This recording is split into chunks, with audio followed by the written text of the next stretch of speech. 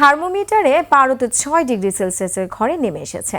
দেশের উপর দিয়ে বয়ে যাওয়া শৈত্যপ্রবাহ 44 জেলায় বিস্তার হয়েছে। আবহাওয়া অফিস জানিয়েছে, আজ দেশের সর্বনিম্ন তাপমাত্রা রেকর্ড করা হয়েছে নওগাঁর বদলগাছিতে 6.7 ডিগ্রি সেলসিয়াস, যা এ বছরের সর্বনিম্ন তাপমাত্রা। তীব্র শীত আর ঘন কুয়াশায় ব্যাহত হচ্ছে কৃষিকাজ, বাড়ছে রোগবালাই। প্রতিনিধিদের তথ্য ভিডিওতে ডেস্ক রিপোর্ট।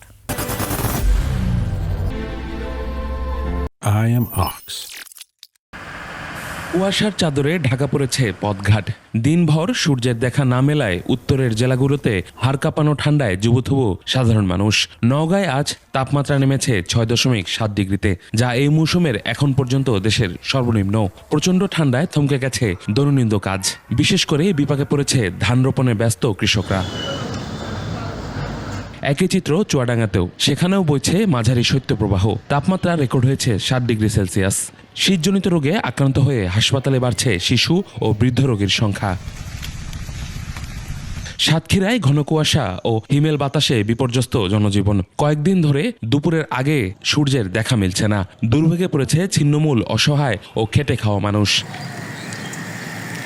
পঞ্চগড়ে সারাদিনই দেখা মিলছে না সূর্যের। এ অবস্থা আর কয়েকদিন থাকতে পারে বলে জানিয়েছে স্থানীয় আবহাওয়া কেন্দ্র। ঠান্ডা হাত পা একেবারে কোকড়া হয়ে যায়। সময় মতো কাজে উপস্থিত হওয়া যায় না। দাঁড়িয়ে সমস্যা, কুয়াশা কঠিন, শীত সেরকম সমস্যা হয়, যাত্রী পাওয়া যায় না। উত্তরের হিমেল হাওয়া ও ঘন কুয়াশায় পাবনায় জনজীবনে নেমে এসেছে দুর্ভোগ, বইছে মৃদু শৈত্যপ্রবাহ।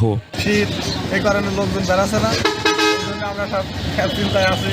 ইনকাম খুবই কম হয়ে যাচ্ছে, চলাচল খুবই সমস্যা। আবহাওয়া অফিস জানায়, উত্তরের হিমশীতল বাতাসের কারণে আগামী কয়েকদিন শীতের তীব্রতা আরও বাড়তে পারে। পর্যাপ্ত শীতবস্ত্র ও সহায়তা না পেলে জনদুর্ভোগ আরও বাড়ার আশঙ্কায় সংশ্লিষ্টরা।